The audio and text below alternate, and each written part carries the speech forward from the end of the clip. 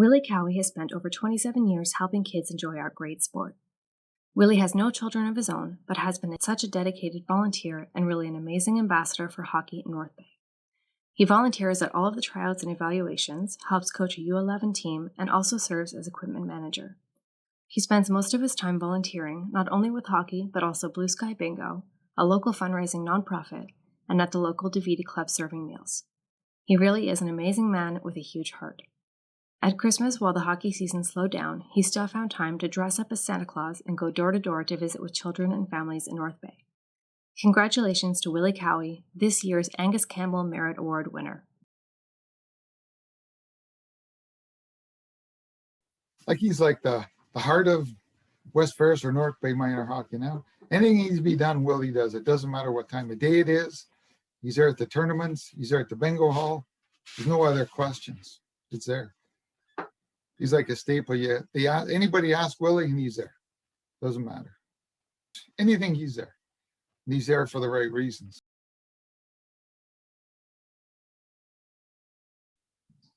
My nephew was playing for West Ferris minor hockey, and then I got sick, so I thought I'd try to come and help. Then as time went on, I became a statistician for his hockey team, and I moved around, and I got to know some of the guys at the NOHA, and they said, did you want to like become a coach and stuff like that? We can help you set up. Then they introduced me to Daryl Pittman, and I became his friend, and we started hanging around together. Then I started doing the under-17 camp and got to know the Mays that way. And then they said, do you want to do a little bit more different stuff? And I said, sure. And they took me under their wing and showed me at the camps, and I became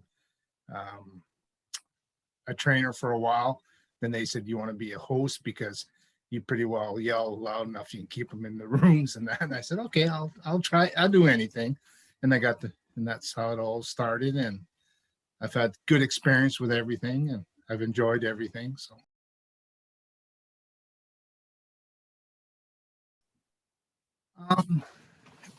It was actually, I was coaching, Daryl and I were coaching, and we had like a young boy, and he was going to high school, and Roddy Vincent said to him, if you keep your marks up high, I'll get you on a hockey team. And he came in, like, he was, everybody said like, oh, he's mean, he's hyper, and he's angry.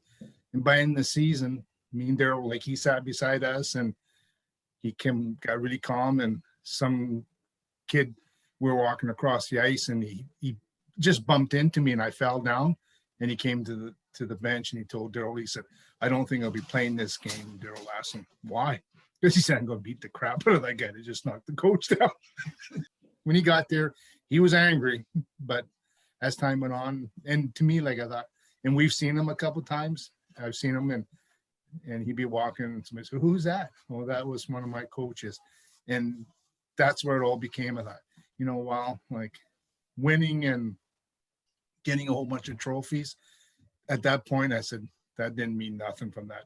From that point on, that he still remembered us, and he had the same, every time we see him, it's the same story. Remember, I was going to beat that guy up? I said, yeah, okay. But that was probably the best memory of hockey for me.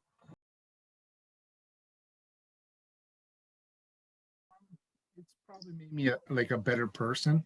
Like, when I got sick, I was kind of angry a lot, and I made some good friendships with people that I probably would have never said hello to on the street and stuff like that. And like, Daryl's become sort of he's probably my best friend in the world. I would probably never met the man, and that means a lot. I think a lot of it teaches them how to be considerate. Like, I don't know, like, a lot of my experience, I did do rep for a while with the Midge AAAs, and I went to House League. And I find with House League, it's a different kind of character you meet, if that's a proper word. I think, like, a lot of them now you try to teach them and they learn to be respectful and stuff like that. You're always going to get the one bad apple, and that's always going to be part of our lives. But the people that we've had on our teams, we've always seemed to always have, level-headed parents, level-headed. And I don't know if it's the way, to be Jerry Furbarn, his son Daryl, and I, we've always been that core of coaches. And I don't know if it's our personality and it reflects on the kids and it comes back in a positive way. Like, we've never had any major suspensions, which shows us that those kids respect. And a lot of it, I think they have to respect themselves. What I find from them is that once they respect you, and I find that's how it goes for me. It makes you feel good. Like, there's always going to be that little climb you got to go up. But once you get in there and you find yourself and you feel comfortable, you get a lot out of it. Like 5, we go, like Daryl and I've been coaching, I don't know how many years, but you see them coming in and say, "Who's that, Grandpa?" That was your dad's coach. And, and you get that nice feeling stuff, and way things are going now, you need to have that little bit of positive in your life. And I think when you volunteer, you got to want to be there. And if you're just doing it to win something, then you're kind of doing the wrong thing. With me, it's, I try to tell people, when you volunteer, it's got to be outside the box feeling. Like, kids come first. I've always been with me. You can ask majority of people. I don't care what your dad and mom do for a living. That's great if they have a good job, but when you're on the ice, you're kind of my child. And when you go back home, there you go. And you gotta want to get out of bed to go there. You gotta want to be there.